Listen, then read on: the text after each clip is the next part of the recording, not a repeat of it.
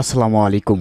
ABC আন্তর্জাতিক খবরে আপনাকে স্বাগতম। শুরুতেই সংবাদ শিরোনাম, এরপরেই বিস্তারিত। পুরো পৃথিবী জুড়ে বাজছে তৃতীয় বিশ্বযুদ্ধের দামামা, আর এরই মধ্যেই আমাদের হাতে এসে পৌঁছেছে গুরুত্বপূর্ণ আন্তর্জাতিক সংবাদ। শুরুতেই শিরোনাম। দেশে দেশে স্বৈরতান্ত্রিক সরকার প্রতিষ্ঠা বা নৈরাজ্য সৃষ্টিই তাদের মূল পরিকল্পনা বলে মন্তব্য ইরানের সর্বোচ্চ নেতার। এরপরেই জানাবো, আমরা বিভিন্ন ধরনের অস্ত্র তৈরির আধুনিক প্রযুক্তি অর্জন করেছি। আমেরিকা ও ইসরায়েলের বিরুদ্ধে যুদ্ধ চলবে বলে আনসারুল্লাহ আন্দোলনের মন্তব্য। পরেই জানাবো, ড্রোনের ক্ষেত্রে দুর্বলতার কথা মার্কিনীদের স্বীকারোক্তি। এরপরেই জানাবো, আইএসের নৈরাজ্য ও সিরিয়ায় ইরানের উপস্থিতি সম্পর্কে জাতীয় নিরাপত্তা পরিষদের সচিবের জবাব। এবং সর্বশেষ জানাবো, ইউক্রেন ও পশ্চিমা অস্ত্র নির্মাতাদের জন্য একটি আকর্ষণীয় সোনার খনি ভ্যাসিলি নেভেনজিয়ার মন্তব্য।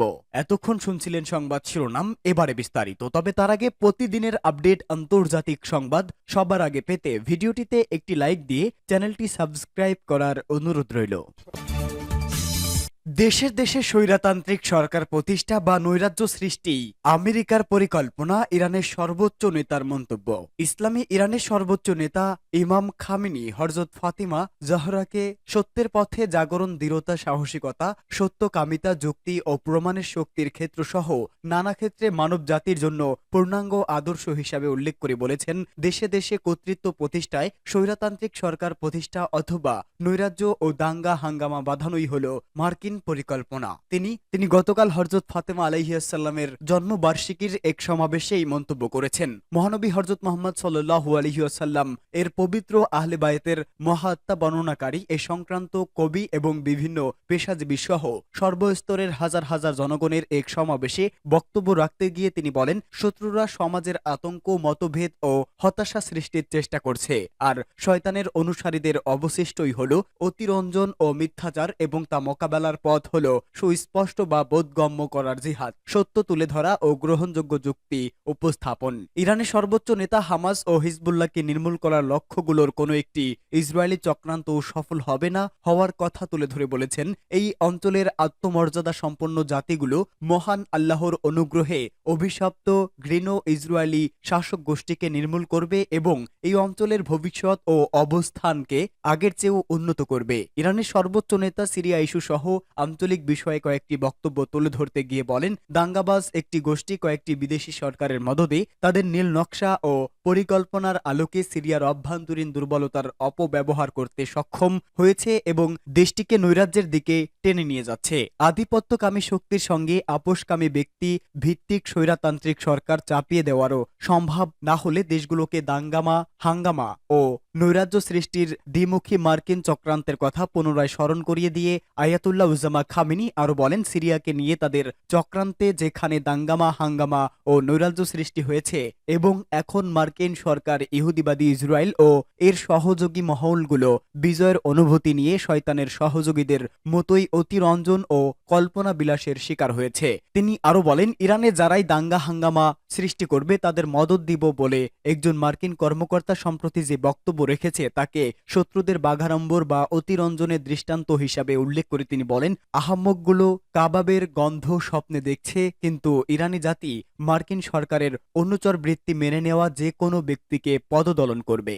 আমরা বিভিন্ন ধরনের অস্ত্র তৈরির আধুনিক প্রযুক্তি অর্জন করেছি, মন্তব্য আনসারুল্লাহর। চীনের প্রতিরক্ষা মন্ত্রণালয়ের মুখপাত্র চীনের সামরিক ও নিরাপত্তা উন্নয়ন শিরোনামে চলতি বছর মার্কিন যুক্তরাষ্ট্রের প্রতিরক্ষা মন্ত্রণালয়ের প্রতিবেদন প্রকাশের বিষয়ে প্রতিক্রিয়া জানিয়েছেন। তিনি বলেছেন, মার্কিন যুক্তরাষ্ট্র এ ধরনের প্রতিবেদন বিশ্বের জন্য হুমকি। ইয়েমেনে অব্যাহত মার্কিন ও ব্রিটিশ হামলা ভুল করে নিজ বিমানে মার্কিন সেনাদের ক্ষেপণাস্ত্র হামলা, আমেরিকা ও ইসরায়েলকে মোকাবেলা করার জন্য আনসারুল্লাহ দৃঢ় অবস্থান, পাকিস্তানে সেনাবাহিনীর উপর সন্ত্রাসী হামলা, রাশিয়ার নতুন আধুনিক অরেসনিক ক্ষেপণাস্ত্র, বেইজিং ও ওয়াশিংটনের মধ্যে মনস্তাত্ত্বিক যুদ্ধ এবং ইরানের সামরিক মহড়া প্রভৃতি বিষয়ে আলোচনা। আল মায়াদিন টিভি চ্যানেল জানিয়েছে, ইয়েমেনের রাজধানী সানায় বেশ কয়েকটি প্রচণ্ড বিস্ফোরণের শব্দ শোনা গেছে।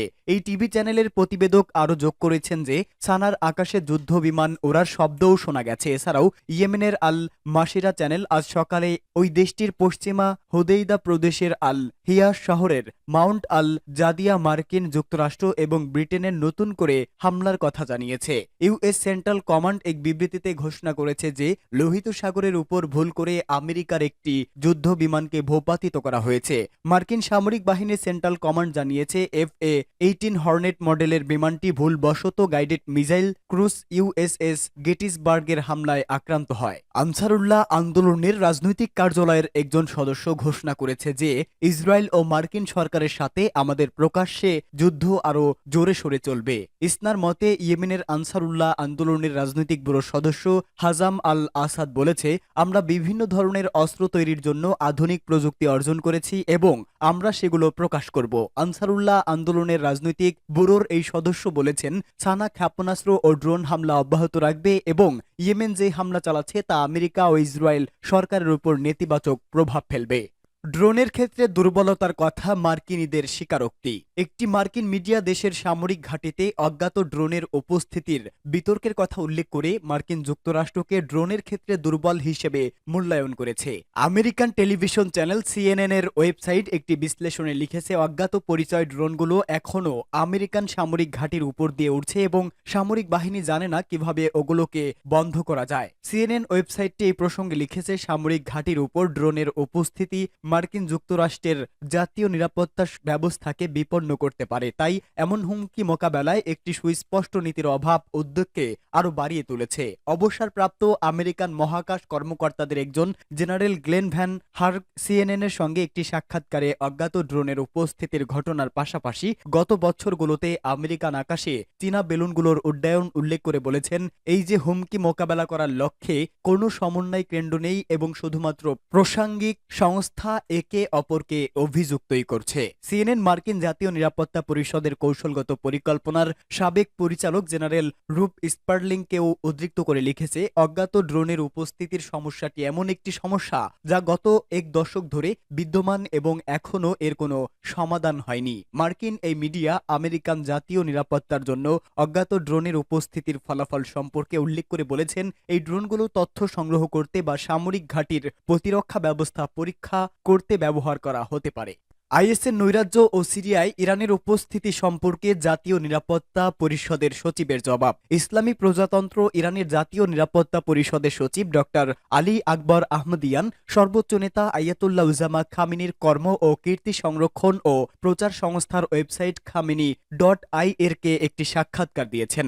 তিনি এই সাক্ষাৎকারে বলেছেন, ইসলামী প্রজাতন্ত্র ইরানের জাতীয় নিরাপত্তা পরিষদের সচিব ডক্টর আলী আকবর আহমদিয়ান বলেছেন, জনগণ জাতীয় নিরাপত্তার স্তম্ভ, জনগণ ইরানের ইসলামী বিপ্লবকে অস্তিত্ব দিয়েছে, বিজয়ী করেছে এবং জনগণই এই বিপ্লবকে টিকিয়ে রাখবে। জাতীয় নিরাপত্তা ইস্যুকে ঘিরে যে সমস্ত তত্ত্ব উপস্থাপিত হয়েছে তা জনগণকেই ঘিরে। এখানে জনগণ বলতে সব মানুষ, কারণ সব মানুষ বিপ্লব করেছে। এই দৃষ্টিভঙ্গির মূলে রয়েছে ইসলামী বিপ্লবের নেতার তাত্ত্বিক এবং পৌরাণিক অবস্থান। 2-3 বছর আগে এই বক্তব্যে তিনি বলেন, জনগণকে বাদ দিলে ইসলামী প্রজাতন্ত্রের কোনো অর্থ থাকে না এবং জনগণ ছাড়া এটা অস্তিত্বহীন। আয়াতুল্লাহ খামেনির মতে ধর্মভিত্তিক গণতন্ত্রের অর্থ হল ইসলাম ধর্ম মতে মানুষ তার সমাজ এবং তার নিজস্ব বিষয়াদির পরিচালক। সিরিয়া ইস্যুতে তিনি বলেন, আমরা সিরিয়ার সরকারকে ক্ষমতায় বসাইনি। আসাদ পরিবারের সরকার আমাদের আগে থেকেই ছিল, এটি শক্তিশালী ছিল। ইহুদিবাদী ইসরায়েলের বিষয়ে আপোষহীনতা এবং আমেরিকা ও ইসরায়েলের বিরুদ্ধে প্রতিরোধের বিষয়ে আমাদের সাথে তাদের অভিন্ন অবস্থানের কারণে আমাদের একে অপরের সাথে যোগাযোগ ছিল এবং পারস্পরিক সমর্থন ছিল। ইউক্রেন পশ্চিমা অস্ত্র নির্মাতাদের জন্য একটি আকর্ষণীয় সোনার খনি ভ্যাসিলি নেবেনজিয়ার মন্তব্য। জাতিসংঘে নিযুক্ত রাশিয়ার রাষ্ট্রদূত ভ্যাসিলি নেবেনজিয়া বলেছেন, ইউক্রেন এখন পশ্চিমা অস্ত্র নির্মাতাদের জন্য একটি লাভজনক সুযোগে পরিণত হয়েছে। তারা অস্ত্র সরবরাহের মাধ্যমে ইউক্রেন যুদ্ধকে দীর্ঘায়িত করে লাভবান হচ্ছে। জাতিসংঘ নিরাপত্তা পরিষদের বৈঠকে নেবেনজিয়া একথা বলেন। এ সময় তিনি মার্কিন নেতৃত্বাধীন ন্যাটো জোটভুক্ত দেশগুলোকে যুদ্ধের সুযোগ নিয়ে নিজেদের প্রতিরক্ষা শিল্পের সমৃদ্ধি ঘটানোর অভিযোগ করেন। তিনি জোর দিয়ে বলেন, এটা সবার জানা যে মার্কিন, ব্রিটিশ এবং তাদের মিত্রদের সামরিক শিল্প কমপ্লেক্সের জন্য একটি আসল সোনার খনি হয়ে উঠেছে ইউক্রেন। তবে মার্কিন কোম্পানিগুলোই এই সংঘর্ষ থেকে সবচেয়ে বেশি লাভবান হচ্ছে। রুশ কূটনৈতিক অভিযোগ করেন, পশ্চিমা দেশগুলো শান্তির চেয়ে অর্থনৈতিক লাভকে অগ্রাধিকার দিচ্ছে। নেবেনজিয়া বলেন, সাম্প্রতিক তথ্য অনুসারে 2023 সালে মোট বিক্রিত অস্ত্রের অর্ধেক শীর্ষে 100টির মধ্যে 41টি মার্কিন কোম্পানি তৈরি করেছে। এ সময় সারা বিশ্বে যে অস্ত্র বিক্রি হয়েছে তা থেকে আমরা ৩১৭ বিলিয়ন ডলার পেয়েছি মার্কিন কোম্পানিগুলো, যা বিশ্বব্যাপী অস্ত্র বিক্রির অর্ধেক।